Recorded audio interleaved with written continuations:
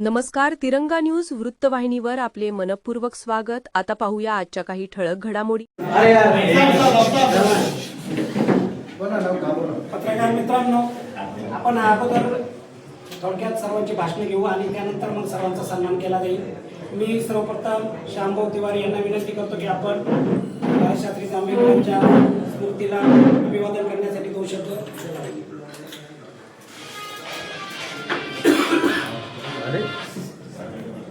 मंचावरील सर्व मान्यवरांना नमस्कार करून आजच्या बाळशास्त्री जांभेकरांच्या जयंतीच्या निमित्तानं, दर्पण दिनाच्या निमित्तानं आपल्या सर्वांना शुभेच्छा देतो.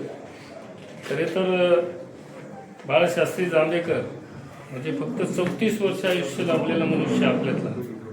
म्हणजे 20व्या वर्षी मुंबईच्या LP मध्ये प्राध्यापक म्हणून, गणिताचे प्राध्यापक म्हणून रुजू झाले होते आणि 1932 साली म्हणजे वयाच्या 20व्याच वर्षी त्यांनी दर्पण नावाचं मासिक सुरू केलं होतं. कालांतराने ते बंद पडलं. मध्यंतरी 1842च्या दरम्यान त्यांनी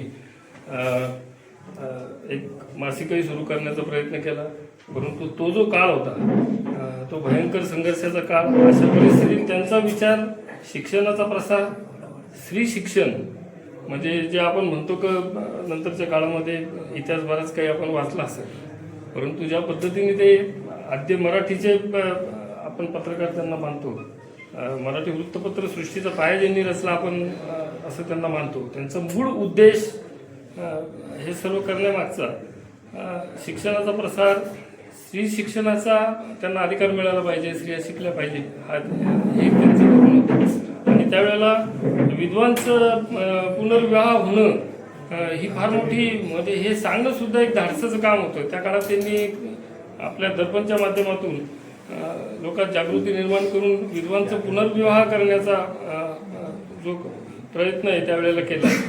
या सगळ्या गोष्टी जर पाहिल्या तर कुठंतरी त्यांना समाजासाठी काहीतरी करायचं होतं, म्हणून त्यांनी पत्रकारितेची निवड केली आणि दर्पण नावाचं वृत्तपत्र सुरू केलं. या सर्व घडामोडींना आता 200 वर्षांचा काळ लोटला आहे. आजची पत्रकारिता आणि त्यावेळची पत्रकारिता, आजची मूल्य आणि त्यावेळची मूल्य ह्याच्यात जमीन आसमानचा फरक आहे. परंतु कुठंतरी आज या निमित्तानं ज्यावेळेला आपण बाळशास्त्रींचं स्मरण करतो त्यावेळेला कुठंतरी खरंच शून्य होतं. त्यावेळेला असं वाटतं की आपल्याला प्रत्येकाला दर्पणमध्ये पाहायची गरज आहे. ते दर्पण आपल्याला दरवर्षी 6 जानेवारीला आठवण करून देतं. फक्त गरज एवढीच आहे की प्रत्येकाने ती जाणीव मनात घ्यायला पाहिजे आणि एकदा त्या आरशात डोकावून पाहायला पाहिजे की खरोखर आपण तो वारसा जोपासतोय की केवळ फक्त 6 जानेवारीला दरवर्षी आचार्यजींचा कार्यक्रम साजरा करतोय. याची जाणीव प्रत्येकाने करून घ्यायची गरज आहे. आजच्या निमित्ताने पुन्हा एकदा सर्वांना शुभेच्छा. खूप खूप धन्यवाद. थँक्यू. यानंतर ज्येष्ठ पत्रकार गौतम गायकवाड यांना विनंती की आपण 2 शब्द बोला. 2 शब्द. साहेब अमोलजी खताळ यांनी आज आपल्याला बोलवलं. आपल्या सर्वांचा सन्मान आज बाळशास्त्री जांभेकरांच्या जयंतीनिमित्ताने आज या ठिकाणी होतोय. आणि आपण पत्रकारिता करत असताना कोणत्या संघर्षातून पत्रकारिता करत असतो, प्रत्येकाचा संघर्ष वेगवेगळ्या पातळीवर वेगवेगळा असतो. राज्यकर्त्यांनी सुद्धा पत्रकार ज्या वेळेला काम करत असतो त्याला बातमी अतिशय महत्त्वाची असते आणि बातमीमध्ये एखाद्या बातमीला उत्तर देण्यासाठी जर आपल्या संदर्भातली बातमी असेल त्यावेळेला आम्ही आपल्याशी संपर्क करत असतो.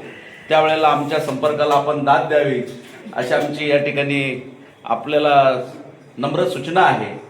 कारण बहुतेक वेळेला आम्ही ज्यावेळेला फोन करतो आपल्याला त्यावेळेला आपला फोन रिसीव होत नाही. आपले PM जरी झाला तरी चालेल, परंतु आपल्याला ती माहिती मिळणं गरजेचं असतं. कारण लोकांना काहीतरी द्यायचं असतं. आपल्या बातमीच्या बरोबरच आपल्यावर जर टीका झालेली असेल तर त्यालाही आपल्याकडनं उत्तर जाणं अपेक्षित असतं. तर ह्या गोष्टी आपण देखील पाळल्या जाव्यात. आज आम्हाला अत्यंत प्रेमाने या ठिकाणी बोलवलं त्याबद्दल मी या ठिकाणी आपले आभार मानतो आणि या पत्रकार दिनाच्या निमित्ताने आपल्या सर्व मित्रांना मी शुभेच्छा देतो आणि माझे 2 शब्द संपवतो. धन्यवाद. यानंतर दैनिक नाईकचे संपादक आचार्य बाळशास्त्री जांभेकर यांच्या दिनानिमित्त जो काही पत्रकार दिन या ठिकाणी साजरा केला जातो, त्यांनी जे वृत्तपत्र मराठी सृष्टीमध्ये प्रथमतः सुरू केलं ते दर्पण नावाच्या वृत्तपत्रामुळं आजचा हा दिन दर्पण दिन म्हणून सुद्धा ओळखला जातो. खरं तर पत्रकार दिन आपण आज या ठिकाणी साजरा करतो. या कार्यक्रमाचे अध्यक्ष श्री मार्गदर्शक आदरणीय संभव आशे सर, त्याचबरोबर ज्यांनी हा कार्यक्रम या ठिकाणी आयोजित केला, आपल्या सर्वांना सन्मानाने बोलवलं, असे आपले संगमनेर विधानसभेचे आमदार अमोलभाऊ खताळ, त्याचबरोबर दैनिक नायकचे कार्यकारी संपादक शांभाऊ तिवारी आणि आपण सर्व उपस्थित ज्येष्ठ श्रेष्ठ पत्रकार बांधव आणि भगिनी. खरं तर पत्रकारिता शास्त्री आचार्य शास्त्रींची पत्रकारिता आणि आजची पत्रकारिता जर बघितलं तर एवढं ध्रुवीकरण जबरदस्त झाले की हे स्पर्धा एवढी मोठी सुरू झालेली आहे की आज कुठलीही घटना घडली तर आपण पहिली कोण ब्रेकिंग पहिलं करतंय, कोण अगोदर बातमी देतंय. त्या स्पर्धेच्या नादात बऱ्याच वेळा कधी कधी चुकीची पण माहिती जाते आणि ज्यांच्या आपण बातम्या या ठिकाणी तयार करतो. मलाही साधारणतः आता जवळपास या क्षेत्रामध्ये 25 वर्ष होत आहे, परंतु ज्यावेळेस आम्ही कधी एखादी चांगली बातमी लिहितो किंवा त्या एखाद्या विषयाचं चांगली मांडणी करतो त्यावेळेस आम्हाला आपल्याच बाबतीत नाही, कोणत्याच राजकारणी कोणत्याच पक्षाच्या माणसाचा फोन येत नाही किंवा तुम्ही छान बातमी लिहिली किंवा छान वस्तुस्थिती मांडली. मात्र एखादी निगेटिव्ह बातमी आली किंवा थोडीशी एखाद्या बातमीची साईज छोटी झाली तरी फोन येत असतो. मला या निमित्ताने एवढंच सांगायचं आहे की राजकारणी मंडळींनी आम्ही ज्या काही बातम्या देतोय किंवा जे विषय मांडतो ते अतिशय खिलाडूंनी या ठिकाणी घेतले पाहिजे. सांगण्याचं तात्पर्य असं आहे की पत्रकार हा समाजाचा आरसा आहे, त्यामुळे समाजात ज्या काही घडामोडी होत असतात त्या मांडण्याचं काम त्या ठिकाणी आम्ही आमच्या दैनिकाच्या माध्यमातून चॅनलच्या माध्यमातून करत असतो.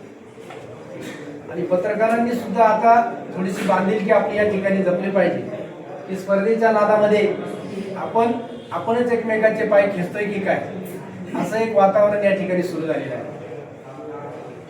आम्ही समजा एक जाहिरात ह्या दरामध्ये घेत असेल तर दुसरा त्या ठिकाणी जातो, तो म्हणतो त्यांनी तेवढ्या छापली, मी त्याच्यापेक्षा कमी छापली. आपल्यात जी काही ही तंगडे वाढण्याची प्रथा सुरू झाली आहे ती पहिली बंद केली पाहिजे. या निमित्ताने आज हा फार महत्वाचा विषय पत्रकार दिन साजरा करत असताना आम्ही मग सांगतो बाहेर आपण असे तसे, परंतु एक बॉर्डर ठरवून घेतली पाहिजे की आपण जाहिरात घेताना असेल किंवा कोणताही विषय हाताळत असताना ते एकमेकाला सांगून किंवा सामंजस्याने जर घेतलं तर जी मार्केटची अवस्था आहे ती टिकून राहील आणि ते मार्केट टिकून राहिले तर तुमचा आमचा व्यवसाय आज या ठिकाणी जाहिरातीचा चालणार आहे.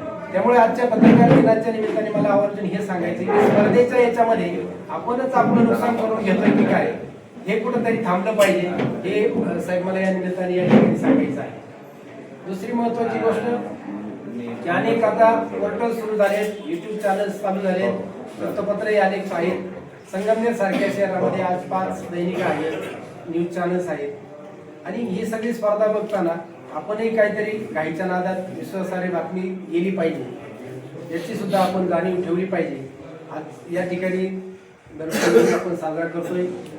जास्त काही न बोलता मी भाऊंना एवढंच सांगेल की तुम्ही आम्हाला या ठिकाणी मान सन्मानाने बोलवलं, आमच्या सर्व पत्रकार बांधवांचा आदरातिथ्य केलं आणि पत्रकार आम्हाला शुभेच्छा दिल्या त्याबद्दल प्रथमतः मी सिनी मराठी चॅनलच्या वतीनं, दैनिक नायकच्या वतीनं, व्हॉइस ऑफ मीडियाच्या वतीनं, संयुक्त पत्रकार संघटना आणि सर्व पत्रकार बांधव आणि भगिनीच्या वतीने या ठिकाणी मी आपले मनपूर्वक आभार मानतो आणि माझे 2 शब्द संपवतो. धन्यवाद. संदर्भ घेऊन आज आपला हा कार्यक्रम होतो आहे. सुमारे 194 वर्षी मराठीमधलं एक वृत्तपत्र जन्माला येतं आणि ते सहजपणे येत नाही. ब्रिटिश राजसत्तेच्या विरोधामध्ये लढा देण्यासाठी त्याचा जन्म होतो.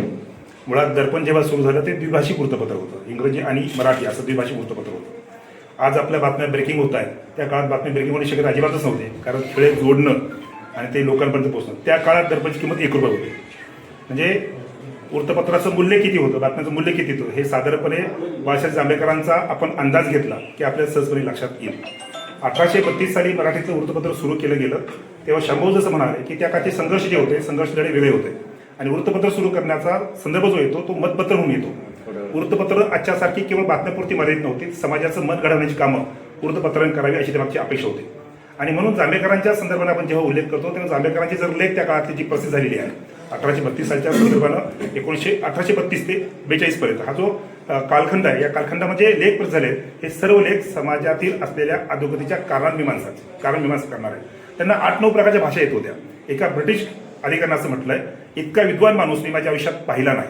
म्हणजे या प्रकारचे विचार जेव्हा येतात त्याचा सरळ अर्थ असतो की हा माणूस अत्यंत कमी कालखंडामध्ये आयुष्यातल्या 40-42 वर्षामध्ये एखादा माणूस इतकी मोठी कारकीर्द करू शकतो हे त्यांच्याकडे पाहायला मिळतं. ग्रीक लॅटिनसारख्या आंतरराष्ट्रीय स्वरूपाच्या भाषा त्यांना येत होत्या. वनस्पतीशास्त्राचे अभ्यासक होते, तत्वज्ञानाचे अभ्यासक होते, मानसशास्त्राचे अभ्यासक होते, भाषेचे तर प्रचंड अभ्यासक होते. 4 ग्रीक वगैरे सर्व भाषा त्यांना येत होत्या. इतका विद्वान असलेला हा माणूस मराठी पत्रसृष्टीचा जेणेकरून जेव्हा स्वीकारतो तेव्हा नव्या पाऊल वाटा आता निर्माण होण्याची आवश्यकता आहे.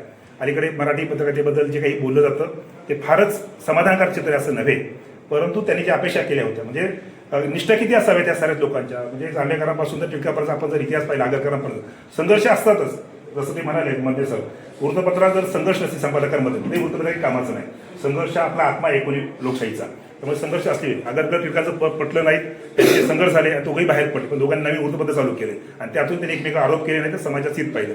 त्या पद्धतीने आता खरं आरोप प्रताप होत असताना आपण समाजाचं हित पाहण्याची आवश्यकता आहे. जांभेकरांचं एक वाक्य असं होतं की आपल्याला जर समाजाची उन्नती घडवायची असेल, समाजाचं उत्थान करायचं असेल, राष्ट्रप्रगती न्यायचं असेल तर समाजामध्ये मतपत्र जी आहे ती वाढली पाहिजे. कारण मतपत्राने समाजाची मनं घडतील आणि समाजाची मनं घडली तर समाज समृद्ध होतो आणि जो समाज समृद्ध होतो तो अधिक गतिमान होतो आणि राष्ट्र पुढे जातं. मला वाटतं जांभेकरांच्या निमित्तानं आपण पुन्हा एकदा पत्रकारिते संदर्भातलं पुनर्विकलन करण्याची आवश्यकता आहे.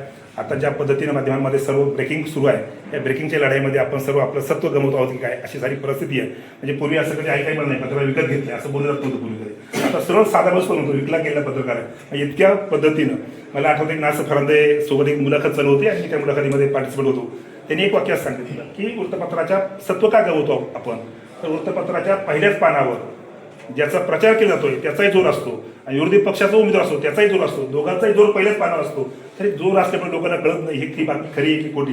म्हणून लोक जे आपल्याबद्दल बोलतात की साधारणपणे विकले गेले ह्या प्रतिमा आपल्या समूह माध्यमांसाठी अत्यंत घातक आहे. अशा प्रकारची जर पत्रकार पुढे राहत राहिली तर वृत्तपत्राचा ऱ्हास व्हायला फार कालखंड लागणार नाही. त्यामुळे आता ज्या वृत्तपत्राचं स्वरूप बदलते ते आपल्याला प्राप्त करावं लागणार आहे. आता बातम्यांवरती वृत्तपत्र जाण्याची शक्यता फार कमी आहे. वृत्तपत्राचं कारण ब्रेकिंग इतके आहे, फेसबुकला लगेच येतं. अमोल भाऊनी कुठे उद्घाटन केलं ते आपली बातमी येण्यापूर्वी फेसबुकला असतं, व्हॉट्सअपला असतं. त्यामुळे आपल्या बातम्यांवरती लोक आता फार डिपेंड नाही आहे. त्यामुळे आता ॲनालिटिक न्यूज ज्या पद्धतीने केल्या जात आहे जगभरामध्ये सर्वच वृत्तपत्र विशेषतः भारतातील टॉप मोस्ट वृत्तपत्र हिंदूसारखी वगैरे ते आता सर्व ॲनालिटिक न्यूजवरती येत आहेत. मला वाटतं जांभेकर ज्या पद्धतीने विचार करत होते तो विचार आता नव्या पद्धतीने करण्याची आवश्यकता आहे. तो आपण सर्वजण करूया, नवे धोके आपण सर्वजण समजून घेऊया. सत्कार होत राहतील तर सत्काराच्या पलीकडे विचाराची प्रक्रिया संबोधन करण्याची सर्वांना आवश्यकता आहे. पुन्हा एकदा या ठिकाणी आपला सन्मान केल्याबद्दल केल्याबद्दल अमोल खताळ्यांचे म्हणून आभार व्यक्त करतो. धन्यवाद. या निमित्ताने आपलं सर्वांचं एकत्रित दर्शन होत आहे आणि आपले लाकडी काका आपल्यामध्ये सहभागी झाले. तुम्ही आता पत्रकार मित्र आहात असं आपण म्हणूया. आज आपल्या संगमनेर विधानसभेचे आमदार आणि अमोल खताळ यांनी आपल्याला दर्पण दिनानिमित्ताने त्यांच्या कार्यालयात बोलवलेलं आहे आणि आपल्याला शुभेच्छा आणि संवाद याच्यासाठी जी संधी उपलब्ध करून दिलेली आहे. आपले सहकारी आणि पत्रकारितेमध्ये सहभागी असणारे खरं पत्रकारिता इतकं स्वरूप बदललेलं आहे. सर्व मित्र digital media, print media, electronic मीडियातले सर्व पत्रकार शामभाऊ आणि मदने साहेब आपण सर्वजण चर्चा केलेली आहे आणि आचार्य बाळशास्त्री जांभेकरांचं कार्य प्रतिकूल अवस्थेत किती महान होतं, किती गरजेचं होतं किंवा किती सामाजिक होतं याची माहिती आपल्याला झालेली.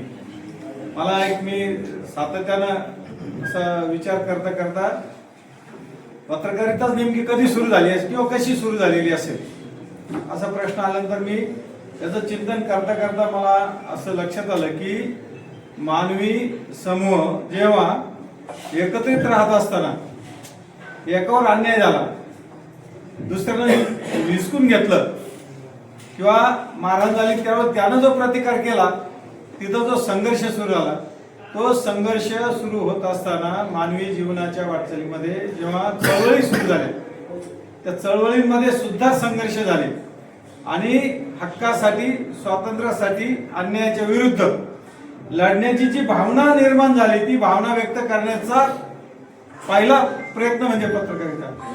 आणि जेव्हा संशोधक गटनबर्ग यांनी मुद्रणशास्त्राचा शोध लावला आणि मुद्रण व्यवस्था निर्माण झाल्यानंतर खऱ्या अर्थानं मुद्रित पत्रकारितेचं जे स्वरूप आपल्या समोर आलं, 1828 ला मुंबई वर्तमानपत्र नावाचं एक वर्तमानपत्र प्रसिद्ध होत होतं, पण ते गुजरातीमध्ये होतं. म्हणून आचार्य बाळशास्त्री जांभेकरांना मराठी पत्रकाराचे जनक असा एक जो सन्मान दिला होता तो एकदम बरोबर आहे. 6 जानेवारी 1812 जन्म, 1832 ला वर्तमानपत्र, 1852 मला वाटतं ते संपुष्टात आलं. परंतु पत्रकारिता म्हणून, सामाजिकता म्हणून, विद्वत्ता म्हणून, संशोधक म्हणून आचार्य बाळशास्त्री जांभेकरांचं जे काही कार्य आहे ते पत्रकारांना अतिशय प्रेरणादायी आहे. मधने सरांनी काही बरीचशी चिकित्सा केली, अतिशय छान आहे. स्पर्धा असावी पण ती गळे कापूस स्पर्धा नसावी. गळे कापूस स्पर्धा ही नेहमी नुकसान करणारी असते, पण वागचौरे सरांनी सांगितलेली स्पर्धा आहे ती एकमेकाला प्रगतीची ऊर्जा देणारी ती स्पर्धा असू शकते. अशी स्पर्धा संगमनेरच्या पत्रकारांमध्ये आहे, ती असावी. आणखी एक चर्चा अशी झाली की पत्रकारितेची काय चांगले काय ऐकलं जात नाही किंवा सांगितलं जात नाही, त्याबद्दल आम्हाला मी फार आशावादी. अडचणी कुठं नाही आहेत, बाजार कुठं नाही. कोणते क्षेत्र बघा ना, बाजारूपणाचं सारं चित्र जर असेल तर त्या ठिकाणी काही वैशिष्ट्य आहे, काही गुणवत्ता आहे. आपण गुणवत्तेच्या बाजूला राहूया. मला तुमच्याशी चर्चा करताना मित्रांनो आजच्या दिवशी पत्रकारितेचा सन्मान झाला पाहिजे.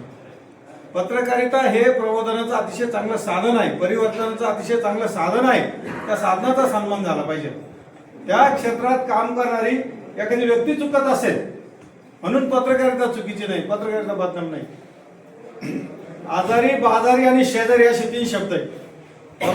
आजारी, बाजारी आणि शेजारी. या बाजारी युगामध्ये आपण जे चांगलं ते घेऊ ना. पत्रकारितेचं जे स्वरूप बदलत आहे, म्हणजे आता एक 5-6 वर्षापूर्वी झालं की प्रिंट मीडिया बुडाला. खरं नाही किंवा प्रिंट मीडिया कोणी घेणार नाही, पण प्रिंट मीडियानं जेव्हा बदलून घेतलं, सकाळ असेल, लोकमत असेल किंवा अन्य पुढारी सारखी वर्तमानपत्र असतील, त्यांनी बदलवलं स्वतःला. ते मुद्रित बरोबर इलेक्ट्रॉनिक मध्ये आले, सोशल मीडिया मध्ये पण आले. आम्ही सांगताना मला अतिशय समाधान असं, आव्हानं फार आहेत, सहज सोपं नाही. परंतु जर आपण बदलून घेतलं, पूर्वी ते पेंटर असायचे, असे बोर्ड रंगवणारे पेंटर असायचे. आपल्या इथं वागचौरे नावाचे पेंटर होते. पूर्वी ते सर्वच करायचे, अगदी भिंती, निवडणुकीच्या भिंती रंगवण्याचं. पण त्यांनी बदलून घेतलं. ते फ्लेक्स मध्ये गेले, नंतर ते आणखीन नवीन तंत्रज्ञानामध्ये गेले आणि अतिशय चांगला व्यवसाय करतात. आपण प्रिंट मीडिया मध्ये होतो, आपण जेव्हा इलेक्ट्रॉनिक मध्ये आलो, आपण सोशल मीडियामध्ये आलो, अमोल भाऊने आपल्याला अतिशय चांगल्या प्रकारचं त्याची कव्हरेज करायची संधी दिली. शब्द राहिलाय बाजारूपणाचा. शेजारी आपण बदललं पाहिजे, बाजारी चांगलं घेतलं पाहिजे आणि आजारी होण्याचं लक्षण काय कोणी ठेवू नये. जो आजारी झाला त्याचा आता कोणीच काळजी घेत नाही. आणि अशा परिस्थितीमध्ये प्रसार माध्यमांच्या नावानं जे कोणी शंक करणार आहेत, स्वतःला दुड्डाचार्य समजून पत्रकारितेशी जे कोणी नावं ठेवणार आहेत, त्या सर्वांचा मी निषेध करतो. या ठिकाणी निषेध करण्याचं कारण असं आहे की जसं शासन आहे, जसं प्रशासन आहे, तसा समाज आहे, तशी यंत्रणा तयार होत चालतात. विशेषतः पॅकेजिंगचा आणि ब्लॅकमेलिंगचा हे केला तर संदीप, तुम्ही साहित्य संमेलन होते तिथे सांगितलं की आताच्या पुरवण्या ह्या व्यावसायिक झालेल्या आहेत. व्यावसायिक कोण नाही झालं, व्यवसाय केला पाहिजे पण त्याचा धंदा व्हायला नको. व्यवसाय जरूर केला पाहिजे, त्याचा धंदा व्हायला नको, त्याला बाजारू स्वरूप यायला नको. आणि हे पथ्य मित्रांनो आपण पाळलं पाहिजे. आपण कोण आहोत ही ओळख जर आपली पक्की असेल अण्णाभाऊ, तर कुणाच्याही टीकेची आपल्याला भीती नाही किंवा कुणाच्याही आव्हानाची आपल्याला भीती नाही, पण आपण पक्के असलो पाहिजे, आपण स्थिर असलो पाहिजे. पत्रकार म्हणून आपली पथ्य आपण जर पाळली मित्रांनो, कुणी किती ओरडू द्या, कुणी किती आरोप करू द्या, कुणी किती शिव्या देऊ द्या, काही फरक पडत नाही. आपण आपल्या विचारांवर, आपल्या कामावर, आपल्या सामाजिक बांधिलकीवर जर स्थिर राहिलो तर खऱ्या अर्थानं आचार्य बाळशास्त्री जांभेकर यांनी आपल्याला जो प्रशस्त हा महामार्ग निर्माण करून दिलेला आहे, ह्या महामार्गाचे, या राजमार्गाचे आपण राजहंस म्हणून काम करू, या महामार्गाचे प्रेरक म्हणून काम करू, अशा उमेदीनं आपण राहिलो तर गौतम भाऊ हे राजकारणी आपल्याला या म्हणतील. आपण बाजूला गेलो, आपण मातीत गेलो, अडचणीत आलो ना, फार कुणी बघत नाही, हे थोडं वास्तव आहे. म्हणून त्याच्याकडे घेशी तेव्हा देशी ऐसा करशी व्यवहार, अशा तर वाईटच त्यात काही नाही, फक्त त्याला बाजारू किंवा धंद्याचं स्वरूप असू नये असं माझ्यासारख्याला वाटतं. आजच्या पत्रकार दिनाच्या निमित्ताने आम्हाला या ठिकाणी बोलवलं, मला अध्यक्ष होण्याची संधी दिली, त्या निमित्ताने सर्व मित्रांना एकत्रित संवाद करता आला. जे चांगलं असेल ते घ्या, जे टोचलं असेल ते विसरून जा, पण आपण एक आहोत, सतत एक राहू. मीडिया हा चौथा स्तंभ आहे, तो पोखरला जाऊ नये अशी काळजी आपण घेऊ. अमोल भाऊ मदत करतील, मी अमोल भाऊचं थोडं कौतुक करतो, केलं पाहिजे. आपल्याचाच एक मित्र 2 वर्षापूर्वी संघर्ष करणारा, काही ठिकाणी उभा राहणारा, काही ना बरोबर घेणारा आमदार होतो, अशी आनंदाची गोष्ट आहे. आणि हा केवळ आमदारकीच्या उंचीत न राहता आवाज दिला तर बोलणार आहेत, काही अडचण असेल तर सांगणार आहेत. पण असं होत असताना कधी कधी अमोल भाऊ चहापेक्षा किटली गरम होत असत ते थोडंफार आमच्या, तुम्हीच बोलले ना, पण मला खात्री आहे की तुम्ही सर्वसामान्यांबरोबर सर्वसामान्यांचे आमदार आहात. तुमच्या कामाला, तुमच्या वाटचालीला, तुमच्या यशाला सर्व पत्रकारांच्या दृष्टीने, प्रसार माध्यमांच्या दिशेने आणि शुभेच्छा व्यक्त करतो. थांबतो. धन्यवाद. निमित्ताने होत असलेल्या कार्यक्रमासाठी, संवादासाठी या कार्यक्रमाचे अध्यक्ष आदरणीय किसन भाऊ असे, आदरणीय मदने साहेब, आदरणीय शांभाऊ तिवारी, आता समोर एवढे आहेत, जर कोणाचं नाव नाही घेतलं तर त्याचा फटका मला उद्या परवा बसू शकतो. त्याच्यामुळे मी समोरचे पत्रकार बंधू आणि भगिनींनो म्हणतो, आज पत्रकार दिनानिमित्त ज्या पद्धतीने दर्पणच्या माध्यमातून आचार्य बाळकृष्ण जांभेकर, बाळशास्त्री जांभेकर यांनी सुरुवात केली, आता त्याबाबत बरेच मतप्रवाह आहे. काही जण म्हणतात आजचा जयंती आहे, जन्मदिवस आहे, काही जण म्हणतात दर्पण दिन आहे, परंतु तुम्हाला आम्हाला कुठंतरी त्या निमित्ताने एकत्र येण्याचं दिवस म्हणून याच्याकडे आपण बघून कुठंतरी माझ्यासारख्या सामान्य कार्यकर्त्याला, ज्यांच्या बरोबर गेल्या कित्येक वर्षापासून जसं सामाजिक राजकीय जीवनात काम करतोय, तसं प्रत्येकाने कुठल्या ना कुठल्या माध्यमातून मला माझ्या पडत्या काळामध्ये चांगली मदत केली, सहकार्य केलं. ज्यावेळेस मोठी कारखानदारी, जाहिरातींचा प्रचंड मारा, प्रचंड दबाव असताना सुद्धा कुठंतरी सिंगल डबल कॉलमची बातमी देऊन आम्हाला न्याय देण्याचं काम तुमच्या माध्यमातून झालं. आता लोकशाहीचा चौथा स्तंभ म्हणून लहानांपासून मोठ्यांपर्यंत, ज्येष्ठांपर्यंत सगळे हेच बोलता, परंतु आज ती परिस्थिती विदारक झाली. आज स्पर्धा एवढी झाली. बरं, आमच्या राजकारणात जेवढ्या स्पर्धा नाही तेवढ्या तुमच्यामध्ये स्पर्धा झाली. पण ठीक आहे, स्पर्धा पाहिजे. स्पर्धेमध्ये गुणवत्ता कुठेतरी आपल्याला पुढे करता येते आणि जो या स्पर्धेच्या कालावधीमध्ये सुद्धा आपलं एक वेगळं पण ठेवतो, तो निश्चित यामध्ये पुढे यशस्वी होतो. पत्रकारांच्या बाबतीत बघितलं तर तसं खरंच आज आमचं महायुतीच्या शासनाच्या माध्यमातून बऱ्यापैकी चांगल्या पद्धतीने पत्रकारांच्या पाठीशी उभं राहण्याचा, प्रत्येक समाज घटकाच्या पाठीशी उभं राहण्याचा प्रामाणिक प्रयत्न सुरू असतो. निश्चित संगमनेरमध्ये सुद्धा आत्ताची कुठेतरी पत्रकारांना चांगले दिवस आलेत असं मी मागच्या वर्षी बी म्हणलो होतो ना, आत्ताही म्हणतो. मी जवळून बघितलंय, बऱ्याचशा पत्रकारांच्या नेहमी सुखदुःखामध्ये राहिलोय. स्पर्धा झाली, संगमनेरमध्ये जी स्पर्धा होत नव्हती ती स्पर्धा झाल्यामुळं आज कुठेतरी तुम्हाला सुद्धा आम्ही तर देतच होतो, आम्ही मान सन्मान देत होतो, परंतु आता दुसऱ्यांना सुद्धा या स्पर्धेमुळं त्या झाल्या बदल्यामुळं तुमची कुठेतरी दखल घ्यावी लागली आणि आज तुम्हाला सुद्धा कुठेतरी सन्मान, नाही तर तुमचेच लोक सांगायचे आलेली शाल ती घालायची कुणीतरी, पुढं पत्रकार दिन साजरा करण्याचा प्रकार कुठंतरी होत होता. गौतम काही सूचना केल्या, निश्चित सुधारणा करू, परंतु गौतम भाऊ आपल्याला कल्पना असल नसल, हा संगमनेर तालुका म्हणतो मी, विधानसभा नाही म्हणत, हा 171 गावांचा आहे. आज प्रत्येक गावातील कार्यकर्ता असल, कुणी व्यक्ती असल, त्यांच्या सुखदुःखामध्ये सकाळी निघाल्यानंतर रात्री 12-1 पर्यंत मला पोहोचायला वेळ लागतो. आज माझ्यामुळे काही जण दारावर जायला लागले, काही जणांना शेतकरी मेळावा घ्यायची वेळ आली, काही जणांना वेगवेगळ्या माध्यमातून पत्रकारांना चाय पे चर्चा म्हणा किंवा बाकीच्या माध्यमातून आज चर्चेला करावं लागलं. अचानक जाहिरातींचे सुद्धा मी बघत असतो सर, माझं खूप बारीक लक्ष असतं. जरी तुमचे वाटत असेल तुम्हाला का माझी नाळ तुटली किंवा तुमच्या बरोबरचा संपर्क कमी होतोय, नाही, तरी त्याच्यातल्या ज्या जाहिरातींची साईज वाढली, जी समोरून येणाऱ्यांची साईज वाढली, तिची कुठेतरी मी सुद्धा दखल घेत असतो. कारण माझ्याकडे कुठलाही कारखाना दूध संघ काही नसताना मला जो छोटासा काहीतरी एक मानधन मिळतं आणि जे काही माझ्या नेत्यांकडून मला आशीर्वाद मिळतात त्याच्या माध्यमातून मी कुठंतरी आज या तुमच्या लोकांच्या बरोबर सहभागी होण्याचा प्रयत्न करत असतो.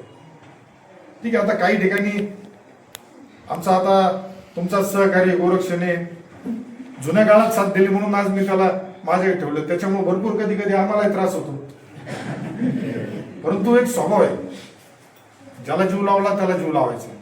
त्याच्यात चुकादा असलं तरी त्या आपण पदरात घ्यायच्या, पण माणसं तोडायचे नाही, माणसं संग्रहित करायचं. हा ठीक आहे, त्याचा त्रास होतो, त्याच्यात तो सुधारणा करून घेईल. परंतु ज्या पद्धतीने आता आज एआय टेक्नॉलॉजी आली, एआय टेक्नॉलॉजीने तर तुम्ही बघितलं असेल निवडणुकांमध्ये कशा प्रकारे त्याचा गैरवापर होतो, काही चांगला होतो, काही गैरवापर बी होतो.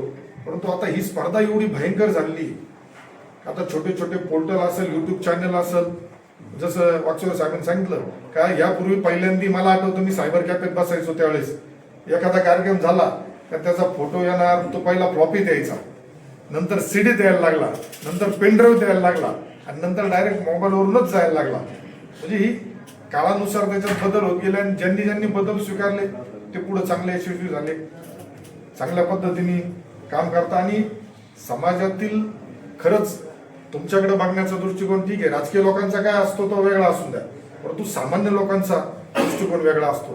तर आज एखाद्या शाळेमध्ये एखाद्या मुलाला त्रास झाला, एखाद्या गावामध्ये पाणी दूषित आलं, तुमची बातमी आल्यानंतर जी प्रशासकीय पातळीवरती, राजकीय पातळीवरती जी पळापळ होती, तर त्या माध्यमातून काही न्याय मिळतो.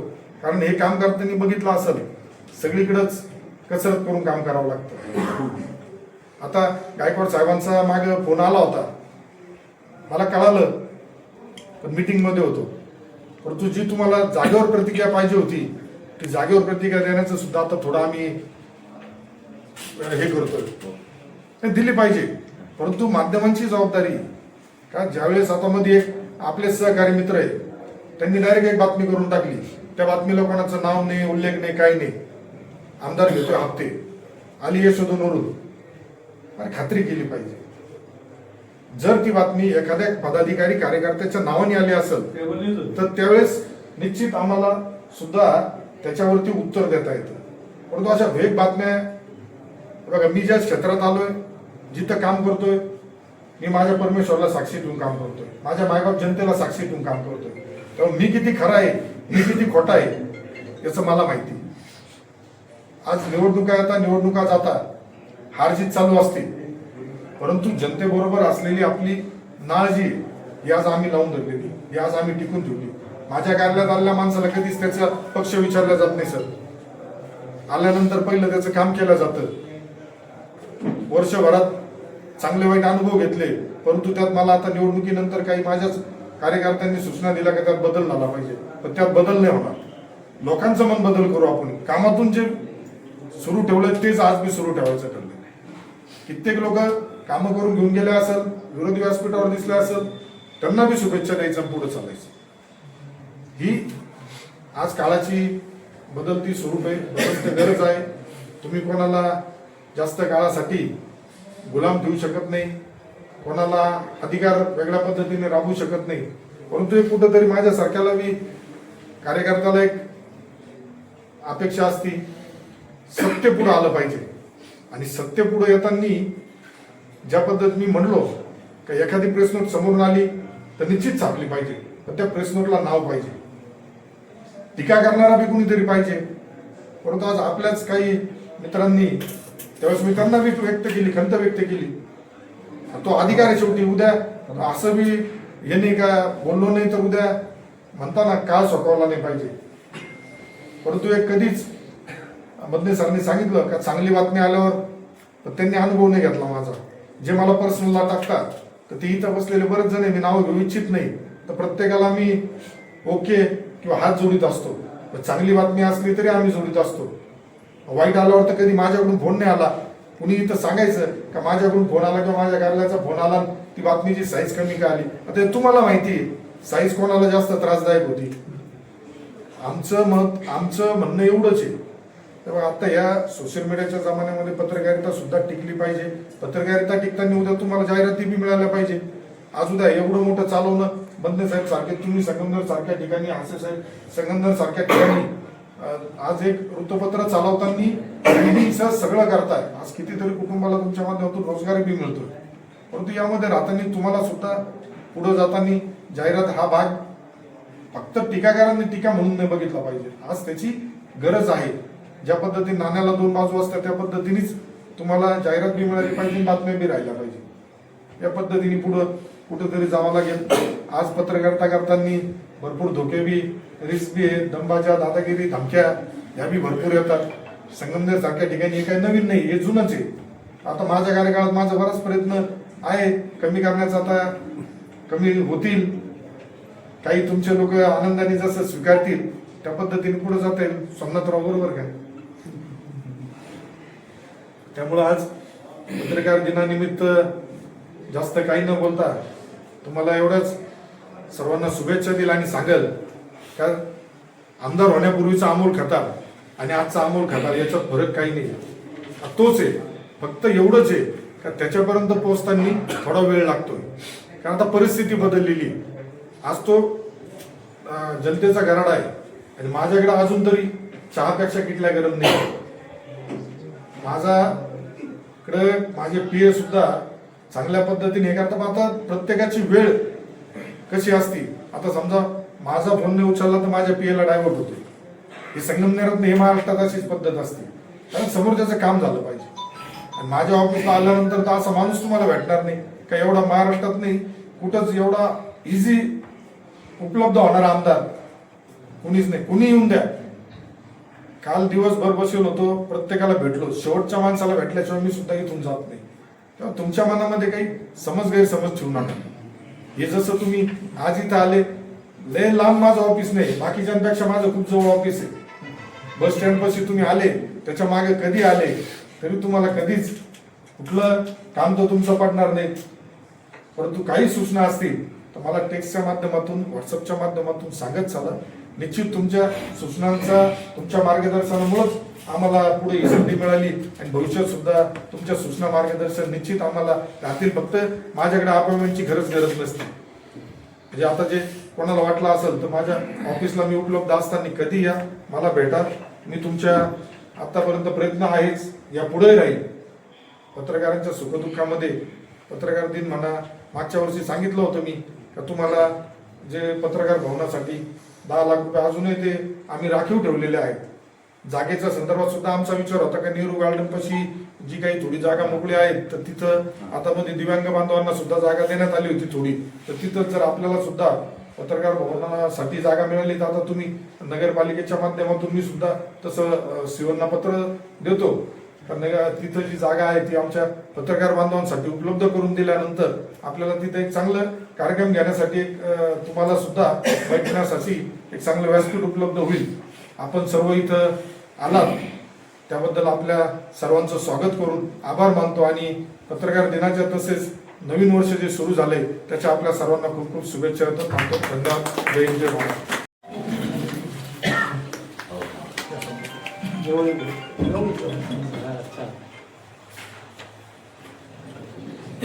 यानंतर दैनिक नाईकचे संपादक, व्हॉइस ऑफ मीडियाचे राज्य समन्वयक गोरक्षनाथ मदने यांचा सन्मान करण्याची विनंती मी भाऊंना करतोय. त्यानंतर दैनिक नाईकचे कार्यकारी संपादक श्यामभाऊ तिवारी यांचाही सन्मान करण्याची विनंती मी भाऊंना करतोय.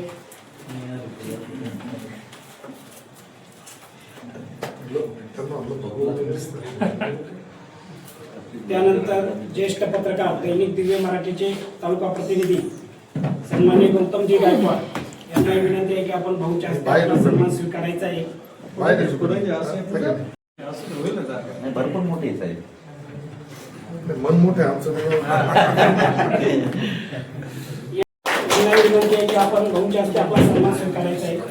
यानंतर व्हॉइस ऑफ मीडियाचे जिल्हा अध्यक्ष आणि सी न्यूजचे कार्यकारी संचालक सन्माननीय बाळासाहेब गडाख यांचाही भाऊने सन्मान करावा.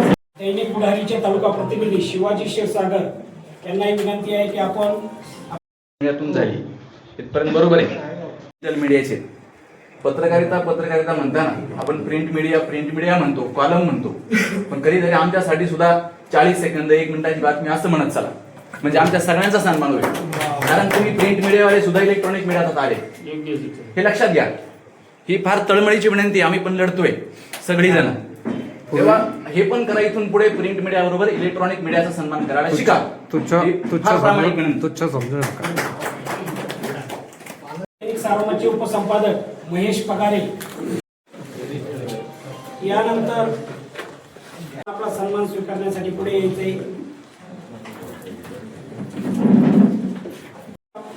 सन्मान स्वीकारण्यासाठी पुढे यायचे ज्येष्ठ पत्रकार राजाभाऊ जेदे यांनाही विनंती आहे की आपण आपला सन्मान स्वीकारण्यासाठी पुढे यायचे. बऱ्यापैकी खाली झालं तर थोडं माफ करा.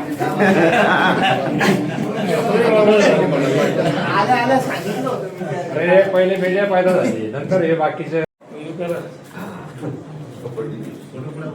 प्रॉपर्टी वाढली. यानंतर कार्यकारी संपादक धीरज ठाकूर आले का?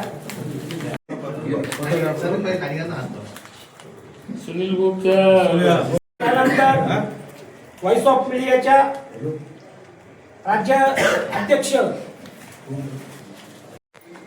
निलिमा घाटगे यांनाही विनंती आहे की आपण आपला सन्मान स्वीकारायचा आहे. यांनाही विनंती आहे की आपण आपला सन्मान स्वीकारण्यासाठी पुढे यायचंय. यांनाही विनंती आहे की आपण आपला सन्मान स्वीकारण्यासाठी पुढे यायचंय. यानंतर ठाणेदार न्यूजचे संपादक रामा लोखंडे यांनाही विनंती आहे की आपण आपला सन्मान स्वीकारण्यासाठी पुढे यायचे. दैनिक प्रहारचे तालुका प्रतिनिधी सचिन जलदे, ज्येष्ठ पत्रकार बाबा जाधव यांनाही विनंती आहे की आपला सन्मान स्वीकार. पत्रकार दत्ता घोडक जनसंवाद न्यूजचे संपादक सहदेव जाधव यांनाही विनंती आहे की आपण आपला सन्मान स्वीकारण्यासाठी पुढे यायचे. पत्रकार संघटनेच्या वतीने पत्रकार दिनाचा कार्यक्रम ठेवलेला आहे. सर्वांनी उपस्थित राहावी विनंती. किती वाजता? 4 वाजता. चे संपादक सी 24 तासचे तालुका प्रतिनिधी शाबित पैसे यांनाही विनंती आहे की आपला सन्मान स्वीकारण्यासाठी आपण चला.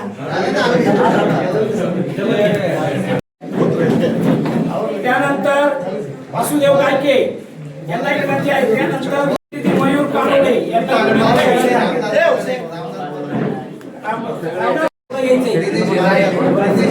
इद्रिस पैसे यांना विनंती आहे की आपण दिनेश पांगर यांनाही विनंती आहे की आपण पुढे यायचे.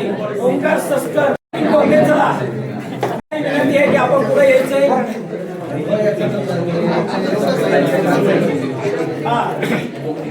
नितीन कोकणे गेले. आपण आपला सन्मान स्वीकारायचा आहे. आपला सन्मान स्वीकारायचा आहे. गोस्वामी जे